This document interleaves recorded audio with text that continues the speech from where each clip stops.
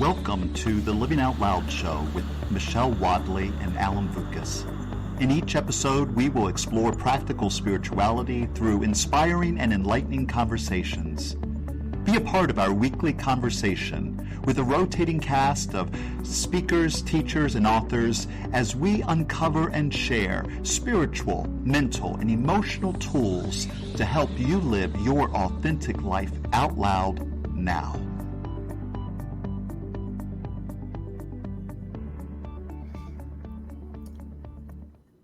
Well, welcome to another episode 21 of the Living Out Loud show. I'm Alan Vukas. And I'm Michelle Wadleigh, and we do welcome you here as we continue to move along, bringing you the global themes for the Centers for Spiritual Living, working to make it as pragmatic and applicable as we possibly can. We give you real conversation and laughter and some fun and some digressing of the subjects, but we're here and we're so glad you are here too. Oh, yes. Welcome. And so, it's good to see you, Michelle. Good to see you. The summer's here, huh? The summer's officially here. It's warm. It is here. Well, I think here in Rhode Island, where I'm at, for those of you who may not know, I'm Alan Vukas, and I'm here in Rhode Island, where I'm serving at Concordia Center for Spiritual Living in Warwick, Rhode Island. But in Rhode Island, it's like, I think Memorial Day is like the official sort of kickoff. That's when people start heading to the beach. How about where you're at? It's warming up there too.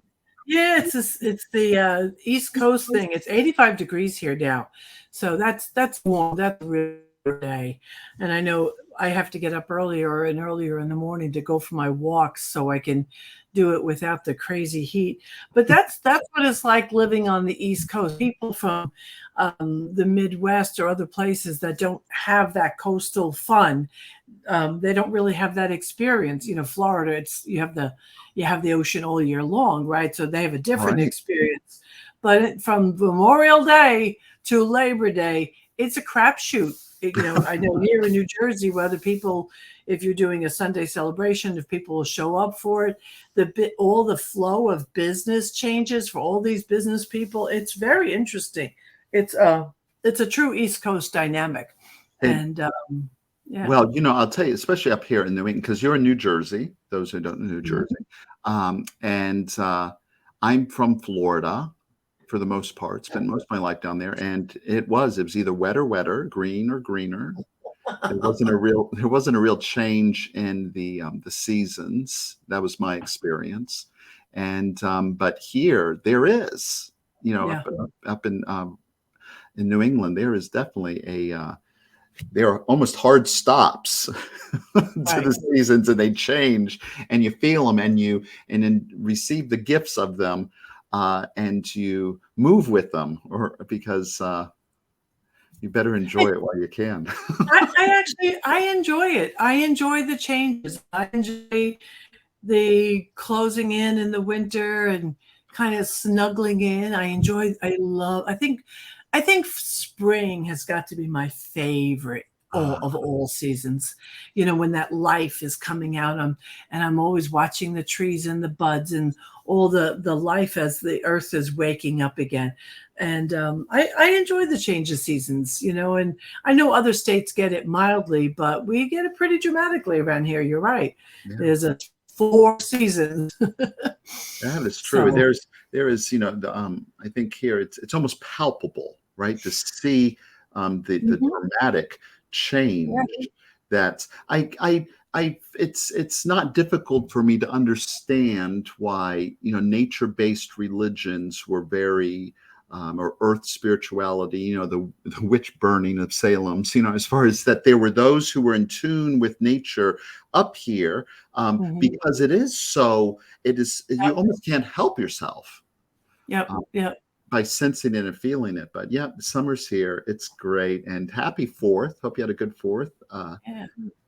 And we're in a new month That's And right. so this month of the global theme for the Centers for Spiritual Living, this month is Speaking Truth to Power. And the designer of this month of programming was Reverend David Robinson. And when is he going to be with us? He Next will week? be, yeah, and I'm going to restate that. It was actually Speaking Truth to Circumstances. This Sorry, is I did it again. Thank you. I knew that. I knew that, and I said it anyway. we'll spend a little time unpacking that here Right. today. But yeah, next week, Reverend David Robinson he's in Washington. He was the one that wrote the global themes in this month around speaking truth to circumstances, and he'll be joining us next week Yeah. as our guest to unpack some of this Yeah. to share some. And again, I've been saying this each week, but I just think praise, to raise and praise something is to multiply. It's good, right?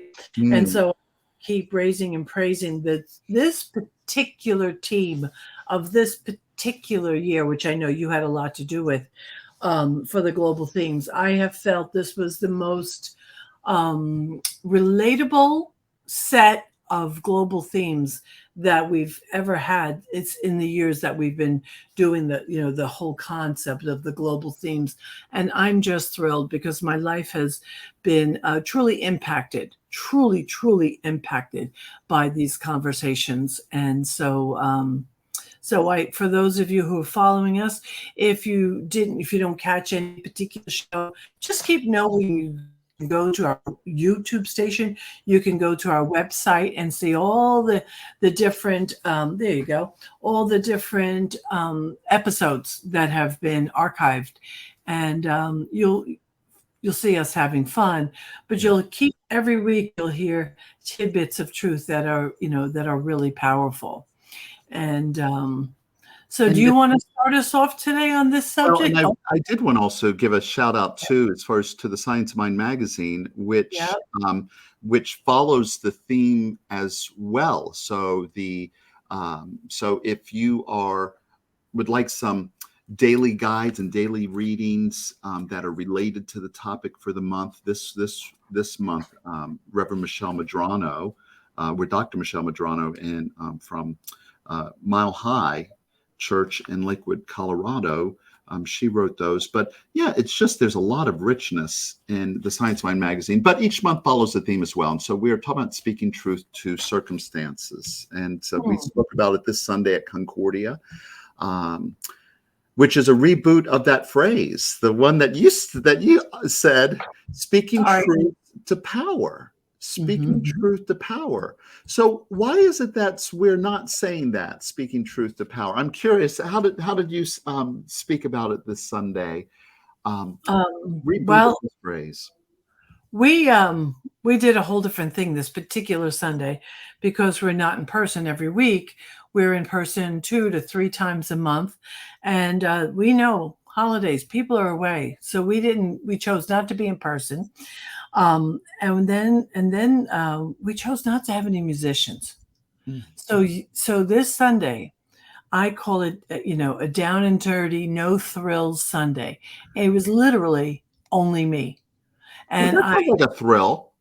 What? That sounds like a thrill. Or did you mean Well, no I thrill? got to be honest with you. It worked out really well. People seem to very much enjoy it because I was completely focused on the principles that we're teaching.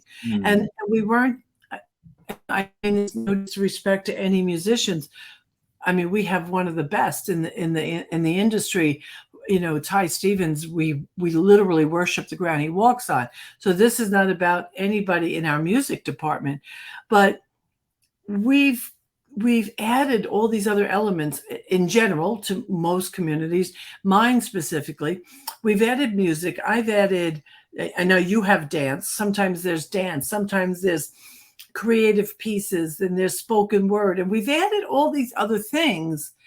It's almost like we have distracted ourselves from principle. Not quite, but I can see over the years, it's like we've needed to provide a little bit more entertainment, because back in the days with New Thought, maybe not with Christian churches, but with the New Thought teachers, they were all about just teaching the law over and over and over and over again.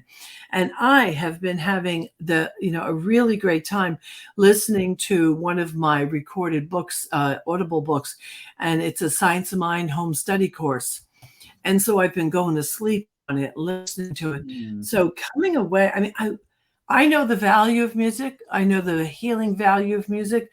I know, and there are other things that we do, but I just stayed on principle. And then I offered a guided meditation and explained what that would do. And then we offered some silence. I explained how that benefited us. And then I offered a spiritual mind treatment. I just kind of explained everything so people understood that there is that the elements of the Sunday celebration have a purpose.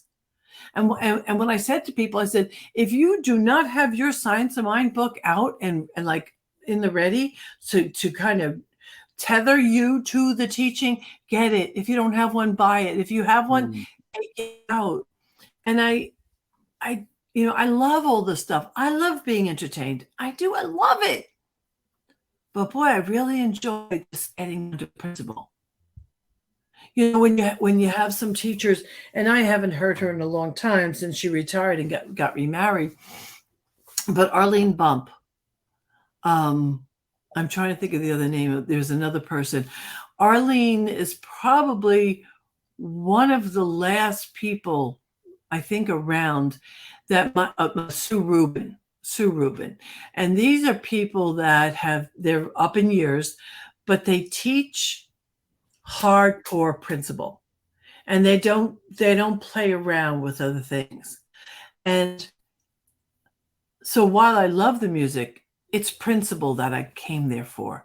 I came to Science of Mind because of the value on principles.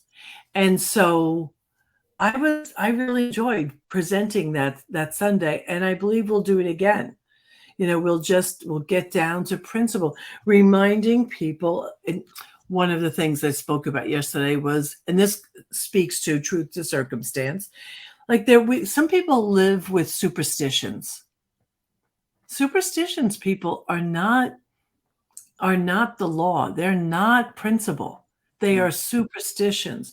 If we're talking about speaking truth to circumstance, we're talking about generating an idea, supporting that idea energetically with our belief system, and then allowing it to demonstrate. But if we get distracted by all these other things, we're caught up in that. We're not really driving our mind to grab hold of the thing that makes the difference. I don't know. Maybe I'm a purist in some ways, I hear what you're saying, and I think that could be one that is definitely one way. that's one way. This is Alan being nice. This means he doesn't agree at all. No, it's not that I don't agree. I would say yes, and I would say yes, and I mean, so you're speaking to someone who did live in an ashram with the Hare Krishnas. And so in the Bhagavad Gita, it actually would give that there are different ways to approach principle. Yeah. And so there is in the Bhagavad Gita, there is the bhakti way of devotion and love. And there is the karma way, the way of work and action. And then there's the jnana way of intellectual understanding and pursuit of truth and principle. And so they all, we're all different, and we all connect to principle differently. And so I guess I look at some, music, or just this extra during the service, and then we'll go into, I see it as, I encourage people to not skip that, because I see it as spiritual practice, and I see them all. I see it all connected. I see it all connected. Absolutely. And so there will be someone who can take something away from the song that they might not have been able to hear in the words, the message. Yeah, yeah. So there's a It was time. only one Sunday, but I'm just saying it worked. It was Oh, well, fun good. for me. It People sounds were engaged. powerful. It We sounds. had a great conversation. I invited people to stay for a Q&A. Powerful conversation. And the truth is, I could have a Sunday that's nothing but music. Yes. Nothing but music. I could have a Sunday if we had the right comedians in the room, and you could get me to laugh at myself and not take life seriously. Right. That would be another whole way. Yeah, Oh, by no means am I saying let's change the way we're all doing things. yes. I just realized that it was for that particular Sunday. I was like, oh, it felt rich. So Yeah. for me to speak truth to circumstance it's for me to remind myself and everybody else. So, but when we do not have to be fooled, feared, or feel doubtful when we see the evidence of life that looks not like we want it to look. Yes.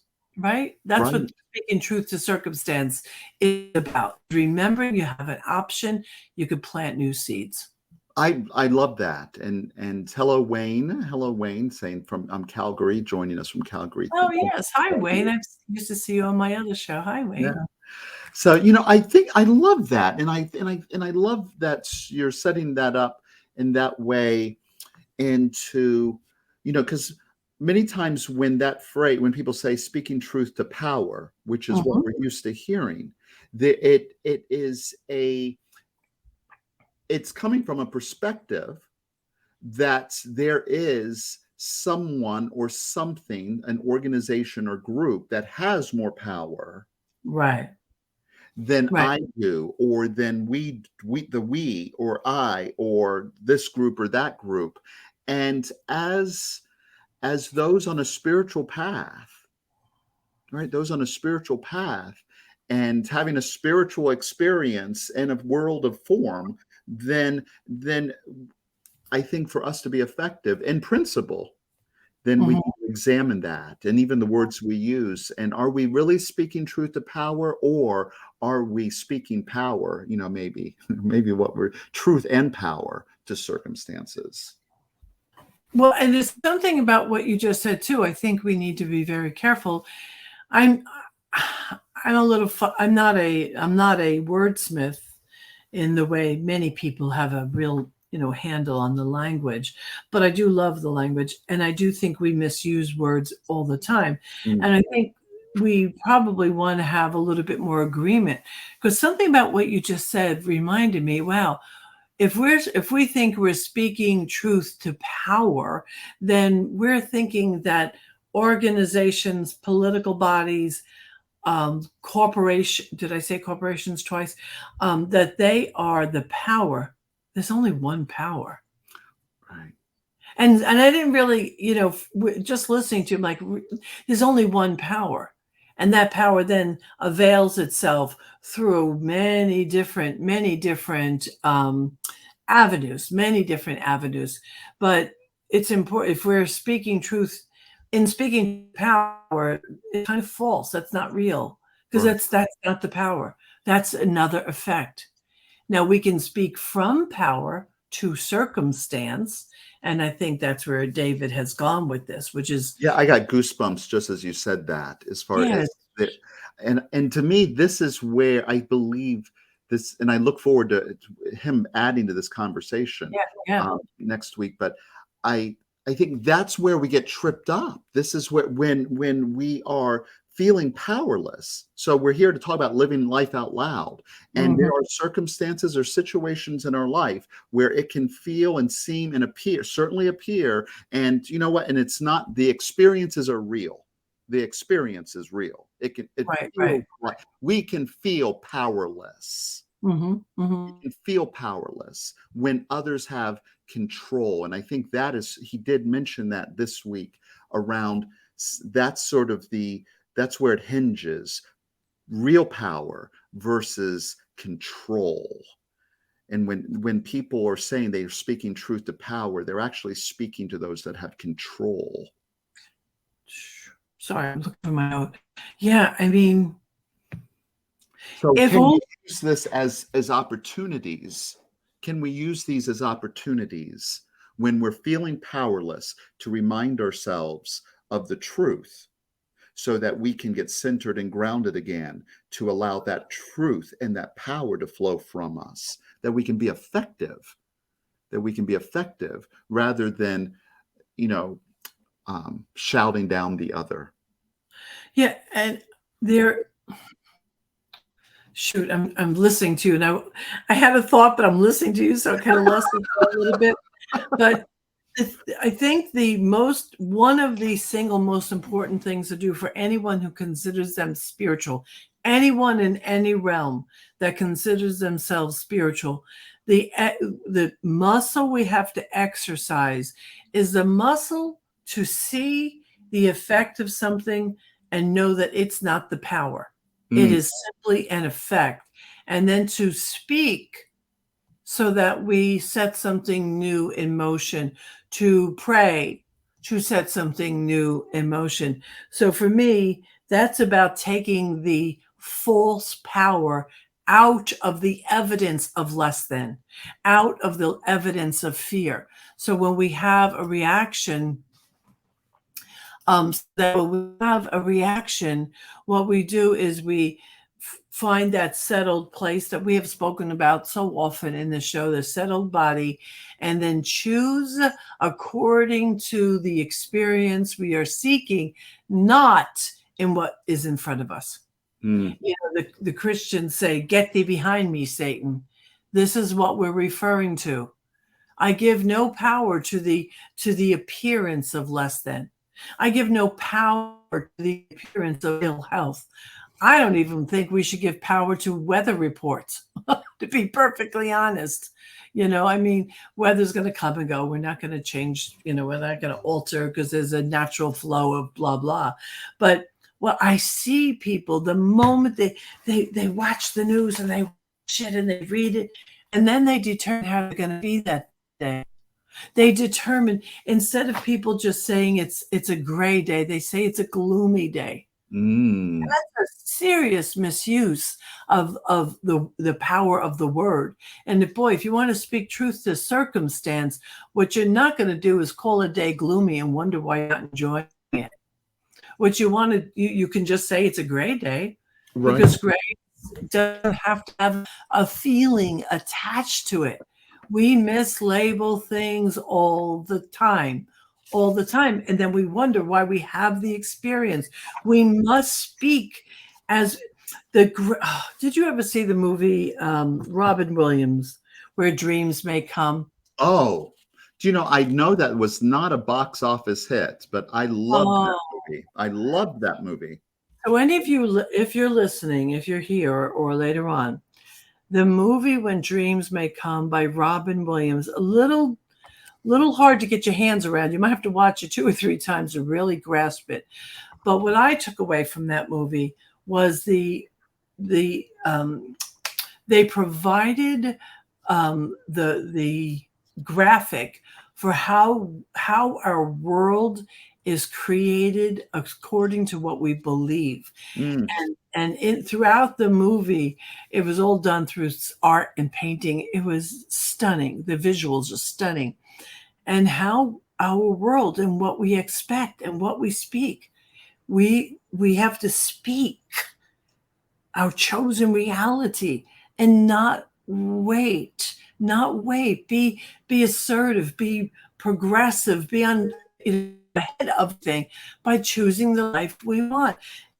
I see, I see you looking up quotes, so I wanted to see if you were going to read the same one. oh, I was just I looked up a quote because you were talking about weather, and I was just going to give a reference to weather, because in the oh, Science of Mind by Holmes, he does refer to weather a couple times, and he says not, but there is, for those who are interested, just on page 258 and 259, and this is the Tarcher Penguin edition of the Science of Mind. There's a whole section on weather conditions. I didn't remember that. Oh, these actually gives a 3-paragraph treatment, spiritual mind treatment, or affirmative prayer, who aren't familiar with that phrase, but Um, I'm just going to read the first line of as he prefaces the treatment. But he says, pure spirit is not and cannot be governed by any weather conditions whatsoever.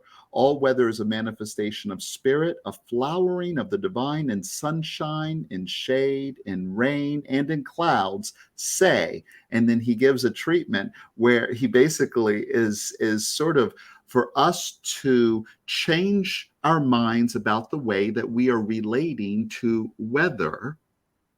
And that's what this month is about us speaking truth to circumstances, is the change that we change the way that we are relating to what we call power out there. Yeah. See them truly as an effect of causes made from a place of power.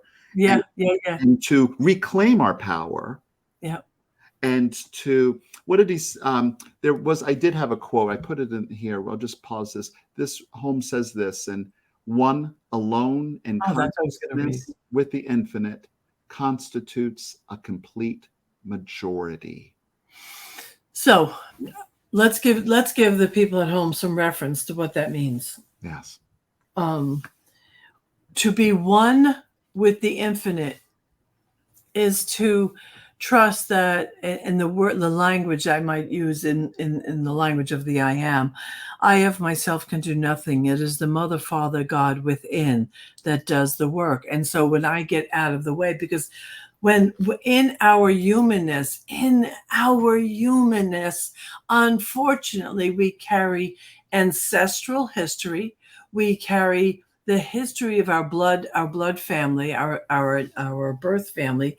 We carry the conditions of humanity with us, but as we wake up, we're less tethered to those limitations. We are less tethered. So if I align with the one instead of aligning with family or aligning with the conventional wisdom or aligning with the fad of the country at the time, if I keep aligning with power, which is God, spirit, love, energy, peace, whatever you want to call it, Mohammed, Allah, whatever your word is, when we align with the one ultimate one, then all things that come of that will be from that vein and not from the human ego and the human pain and the human stories and the human suffering. That's the difference. That's the difference. So our experience of life is going to be different as a result of that. Absolutely. Absolutely.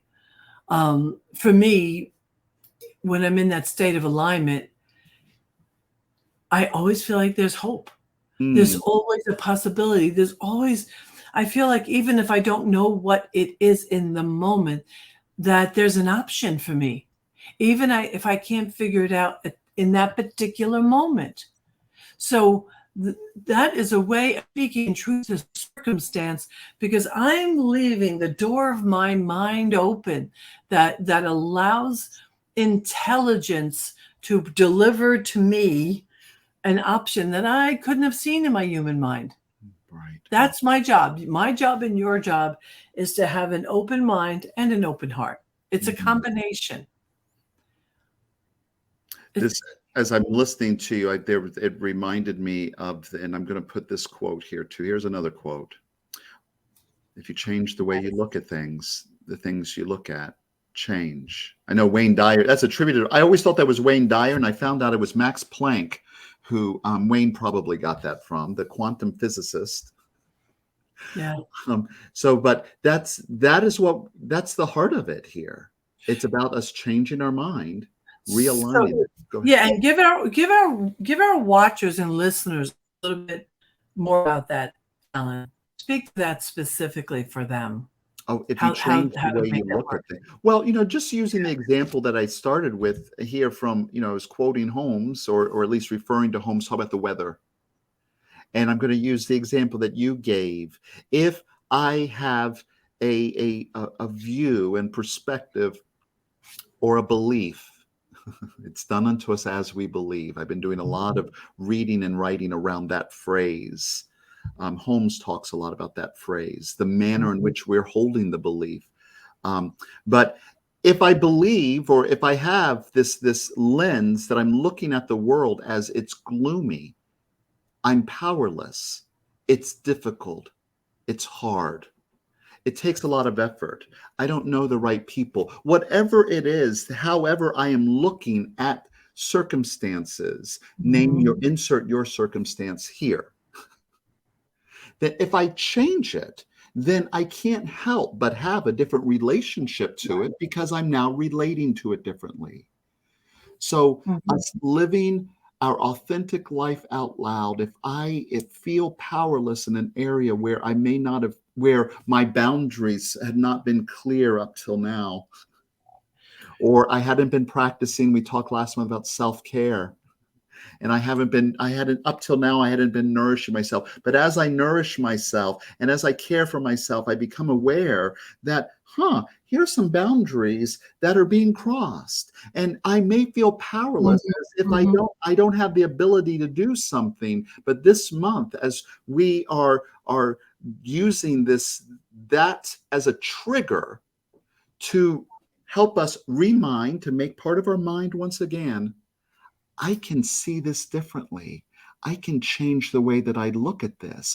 Do I really not have power? I may feel powerless, but there's only one power, and that power is living me. It's breathing me. It made me of itself. And so let me lean into that and have a different experience. And I want to add into what you're saying. It's funny. When as I age, as I become more of an elder, as I stop fighting the process, I begin to value who I am more. So I stop fighting getting older because it's inevitable, right? And however you do that, whether you age really well or not, it's inevitable.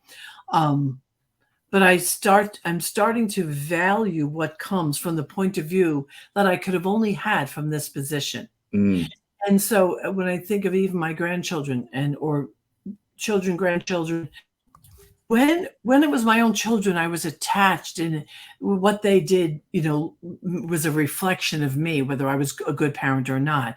So I had very definite opinions about them and their behavior and such. But as now a grandmother, it less reflects me personally.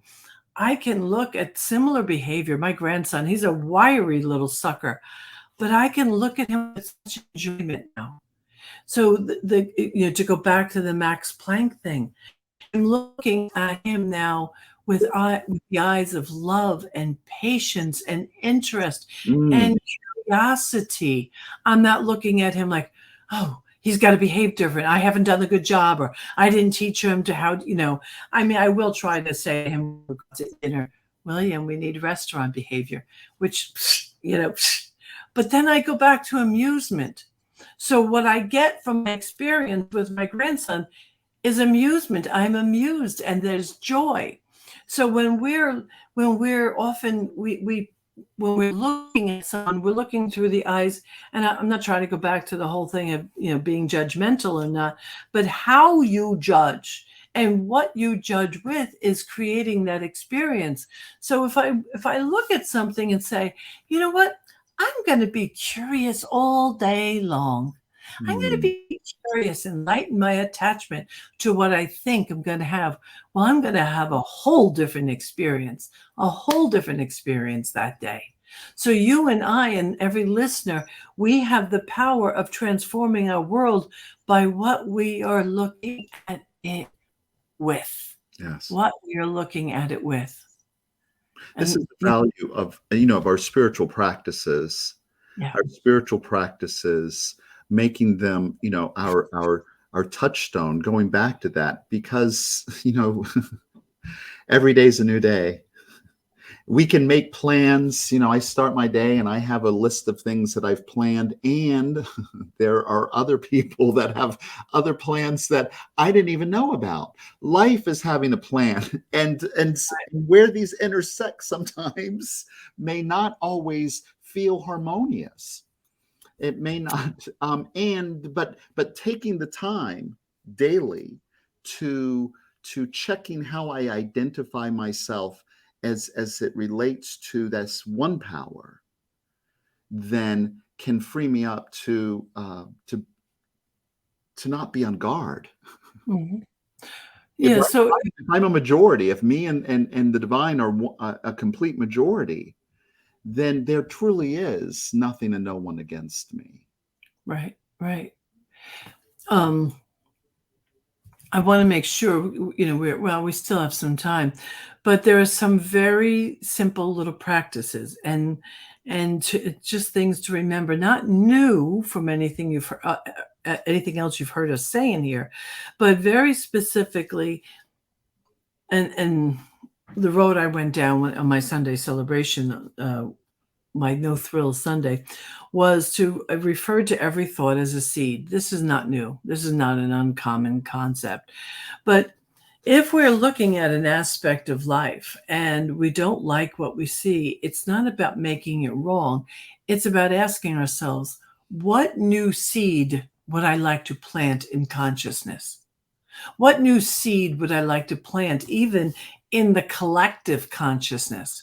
Now, that's a little bit more complicated because you have to be really prepared to hold on to what you think is an elevated idea, because because of the influences are so great. The influences are so great. But so when yesterday, when it started to rain, here it was the 4th of July, and we originally were going to go, watch fireworks, and the rain was coming and going. I could have stayed miserable by judging the weather and had a miserable 4th of July. Or what I did do is I just let go of the expectation of being outside or of seeing the fireworks, and instead just enjoyed the company I was with. And we got a little silly and we laughed out loud, a whole bunch of old friends, just like throwing our head back, kind of laughing. It was a glorious day. I could have missed that if I was so attached to, oh, this has to be a gorgeous summer day. So when we're speaking truth to circumstance, also what we want to do is we do want to allow a little bit of what is to enter, because we're not always going to be able to fight all the elements, but Right. we can align and allow and be easy within those elements. Does that make Oh, sense? yes. I mean, it's both and. This is, there's many times in New Thought teaching, the law of attraction, manifestation. There can be sort of an emphasis of I'm here to demonstrate or make things happen, Right. or Yes. I'm here to change the conditions. And maybe it's as I'm getting older here, but what I find, I'm finding that um, the that surrender and acceptance Mhm. um, is much more harmonious. It puts me into harmony much Mhm. quicker than struggling or railing against the Right. appearance. There is something deeper here. There is something deeper, and by it's how am I identifying myself as it relates to this experience? How am I related? Am I connected to all power, or am what I'm perceiving as powerless? Am I making that my truth? I wish I would have known this 30, 40 years ago. I wouldn't have expected it in my really young years, but when I think of the pain and suffering that I have allowed in my life because I gave power to circumstances and I gave power to people's opinions, which means if I'm giving it away, I'm finding myself in a position of being powerless. And what I would have given to know this. I do try to say that a lot. I know I talk a lot about my grandchildren, but for me, that's a really simple way of realizing how I influence the world. And for me right now, they're a big part of that. And I watch how they are attached to opinions. And I can remember that as a child, Mm. right? When you're in school, I mean, not college, nobody cares about you in college, but when you're in school and people's opinions, and we thought it was real. Yeah. But the fact is it's not, folks. And some, one of there are many little things that you can do, but I keep emphasizing this, Reverend Allen and I have spoken about this numerous times. It is about having inquiry. Question what you think is in power. Question the person in power. Question the episode is that's going on in life at the moment. Question it, not question it in a harsh, challenging way, but question it. What is my experience here? Right. Is this my reality right now? Do I have to give my power to this? Like literally just put on rose-colored glasses and look at it differently and go, what's here for me? Yes. That's a simple one. What's here for me? And when we do that, the what we think was solid and set, it stops being so. It stops being so. And we can then begin to find more of our power to speak into the circumstance of the moment. Mm. We can do that. Hmm. Um, As I'm listening to you, it makes me think of, some with inquiry of, with Byron Katie, with, loving what is. If any of you if you haven't read her book, Loving What Is, Byron Katie, it's a powerful practice of just asking ourselves, some questions to sort of get a handle on how we're relating, what our relationship is currently. And one of the questions in that inquiry is, first is it true? Do I know that to be true? And who would I be if it wasn't possible for me to think this thought? mhm, What would my experience? So if my experience, it's gloomy, going back to the weather situation, or whatever the situation, I'm powerless. I'm unable mhm, to. I can't. Who would I be if it wasn't possible for me to have that thought? Then can create some sort of, oh, choice in the matter. I can become aware that's yes, I love that, Kathy. Is but questioning doesn't have to be challenging or adversarial. It's lean in with curiosity, become yeah, interested, yeah, become yeah. interested in it. It is a It debunks what we think is in charge of us when we do that. uh, If when you question something, you debunk what you think is in charge of you. Now, mind you, it could be done painfully or it can be done gently. It could be either. It's not just one or the other. But because you could do it painfully by what do you think or what do you mean by that? Like you could do it that way, or you can say, tell me more. If it's a situation of an individual, mm, if it's a situation with circumstances that seem beyond our control, the political decisions of the current Supreme Court decisions, which I know for some of us, very painful, some of the changes that they made or they chose not to support. So you and I still have to decide who do we want to be in that moment, right. because how we react adds to the collective of reactions. And that is part of what sets the next decision in motion. Mm, Because in some ways, we can say the Supreme Court is a reflection or a facet of the collective unconscious. right. So what It's I just heard you say, and I wanted to restate that, is that this work, us, if we want to truly create change, then we need to be the place where that change is showing up. Yeah. And part of that change in a situation or a scenario or in a story where I'm powerless and they're doing it to me, then Mhm. for me to be the change in that story is then Right. to reclaim my power Yeah. that I've given away, and Yes. begin to tell a new story of Yes. who I'm being in from this now moment. So up till now, did I hear you Yeah, I right? wish I had a bell to ring. I'd be ringing it. Especially the thing about reclaiming the power. That's right. So Every every time we judge, every time we complain, every time we find fault, every time you just blame something or someone outside of ourselves, we're giving our power away. So what we're talking about is reclaim your power. Reclaim your power, and you can still disagree.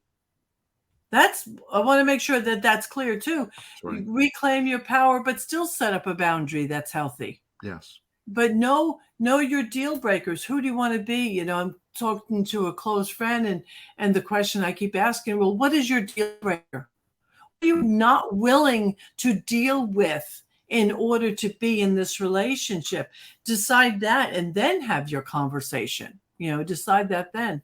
I mean, I recently had someone completely react. I asked what I thought was a simple question. I had no story behind the question. It was a really simple question.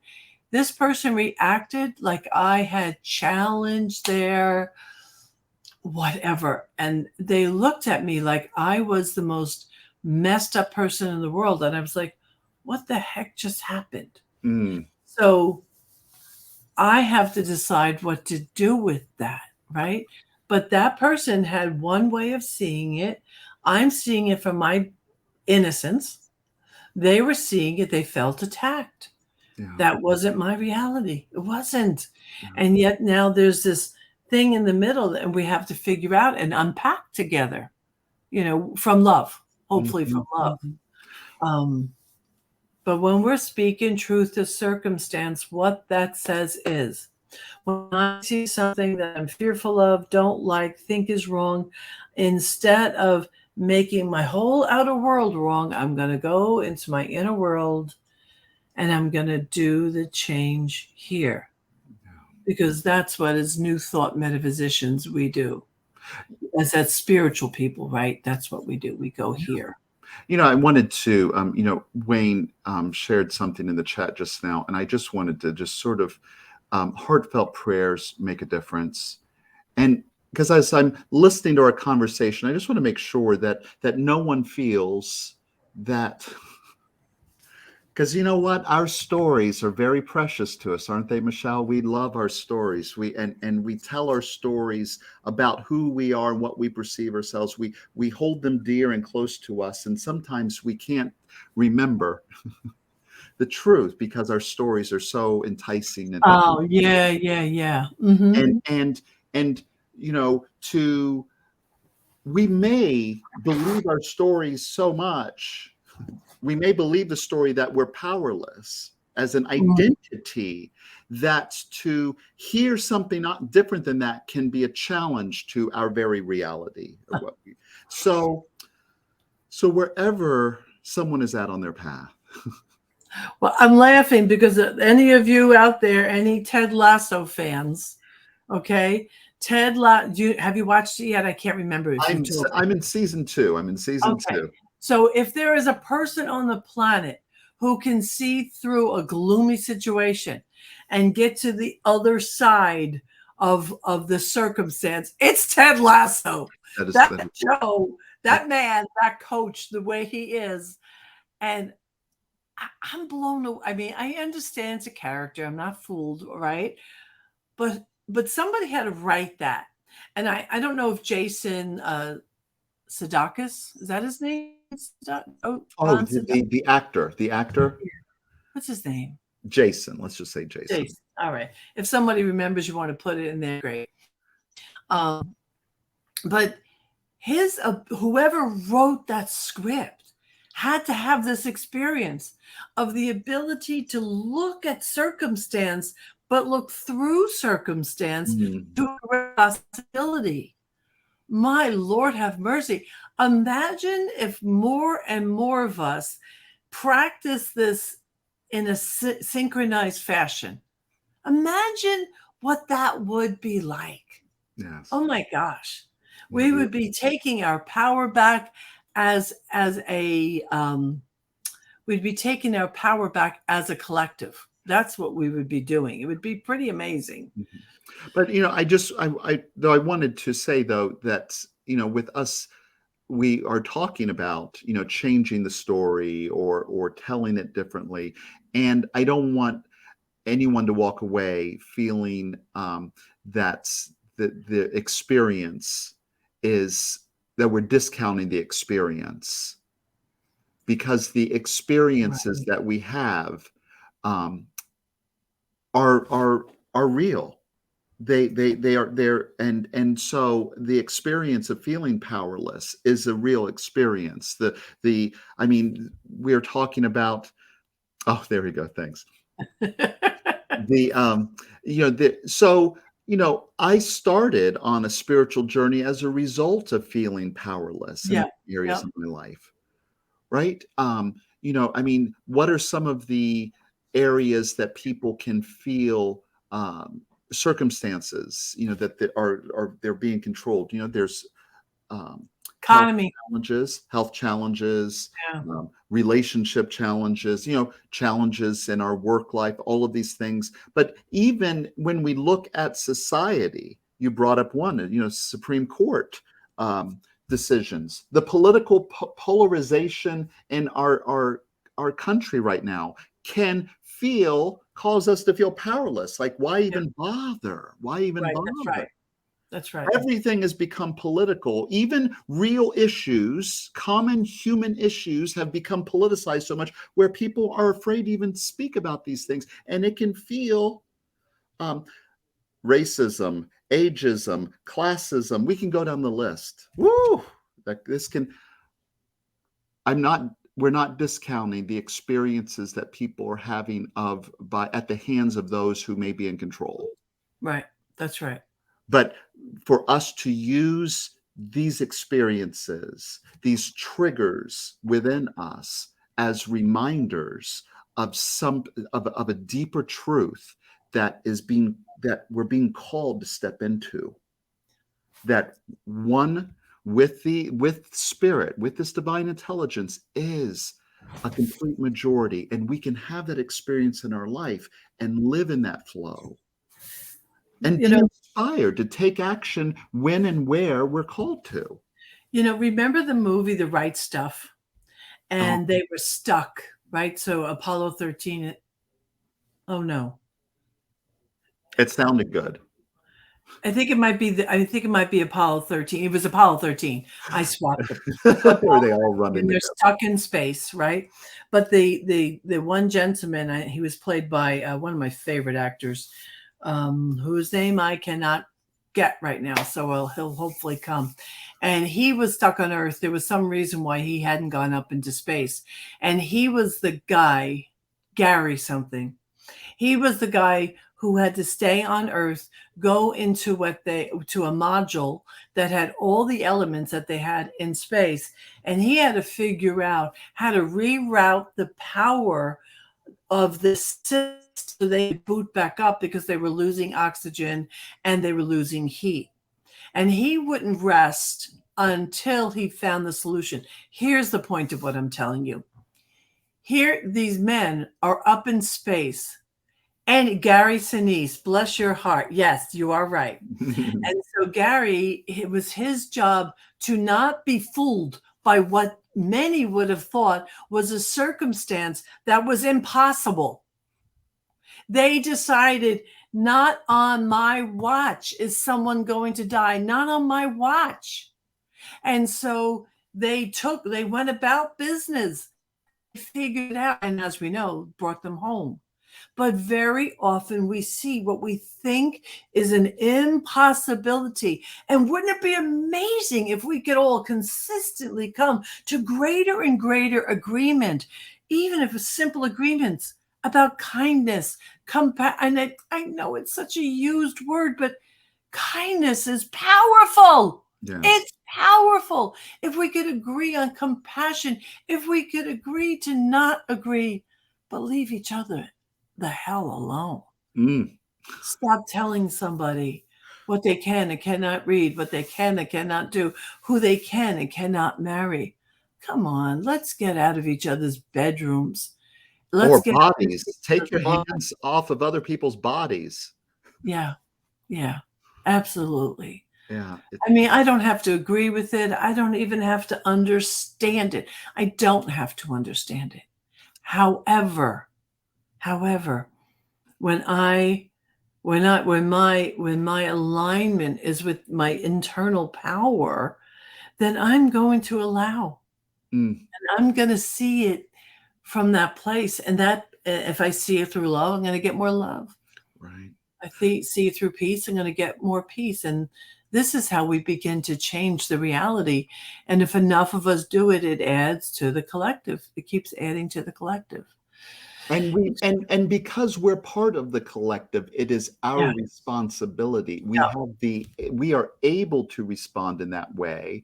yeah. And as long as we're standing by the, you know, it's our responsibility because we're able to. We're the ones having responses or reactions. Right. And I told a story, and here we're coming up to the end of our time, but I just briefly I told the story on Sunday of David and Goliath. Oh, I oh, named this Sunday's talk "Facing Our Goliaths." And in the story of David and Goliath, there's a lot of allegory, metaphor, metaphysics in that story. But David here, this little shepherd, going against this giant and without armor, but just armed with 5 smooth stones and a slingshot. But he was really armed in his knowing of who he was, in his connection to who and what was back of him, the power that was back of him.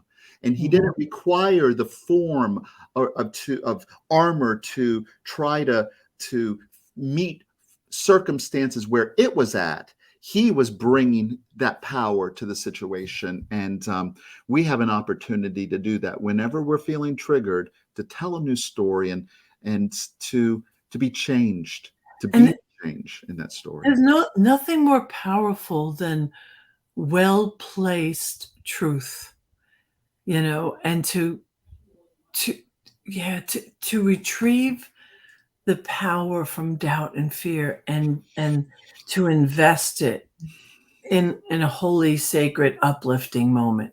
There's nothing more powerful than that. That's for Mm, sure. yeah. Yeah.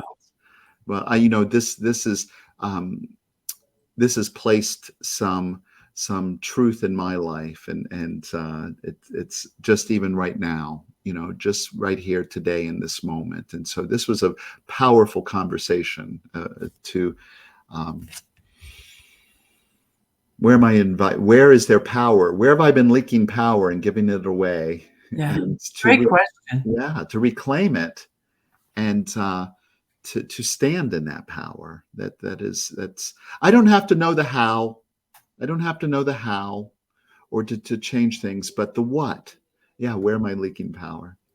Oh, so Michelle, where can people find you? Oh, I am the founding director for the Center for Spiritual Living, North Jersey. We are currently back in Montclair, New Jersey, and online. We're a hybrid center. And of course, I'm also at the Planned Happiness Institute, which is my education nonprofit where I teach all my other emotional health courses, forgiveness courses, and all of that. And of course, on Facebook at Rev Jersey Girl, everything for me. You'll always find me that way. Alan, tell us about you, my friend. Yeah, so I serve at Concordia Center for Spiritual Living, and so you can find me on Facebook at Rev Alan Vukas or at Concordia CSL, you can check out our Sunday talks. We stream live each Sunday at 10 a.m. Eastern on Facebook, or you can watch on YouTube. Look for Concordia CSL anywhere. And also write at newthoughtnewlife.com, and love to see you there. If you'd like to email us and keep up, you can reach us directly at hello@livingoutloud.show, or you can subscribe at livingoutloud.show, and where we send the updates of these each week. So subscribing and inviting a friend to subscribe is a great way to support the work that we're doing here. So we hope that you take a moment to go and do that. Oh, right, there you go. Yeah. And on Facebook, again, you can find us at livingoutloud.show on Facebook and see all the past episodes. See all the past episodes, which are wonderful. Would you like to pray us out, Michelle, as we close? Sure. Anchoring this truth. What a great show and conversation today. I'm so glad that each of you were able to join us today. We look forward to seeing you again here next week, Wednesday at noon Eastern, with David Robinson. Yes, David Robinson. Good man. Good Joe. I like him. Join me in knowing in consciousness that there is a power, a presence of love. It is grand, it is glorious. It is always available. It avails itself to, through, but as us. It is the as us that matters. So I know for each listener here that there is a movement of mind and heart aligning itself with the power of the one. And this power avails itself through our thinking, our speaking, and through activity of our lives. It is good and very good. Let us feel supported, enriched, and encouraged. Allowing for good and very good. With all the faith and conviction that I have, I surrender this word. And so it is. And so it is. Peace and love, everyone. Love y'all. See you soon. Bye.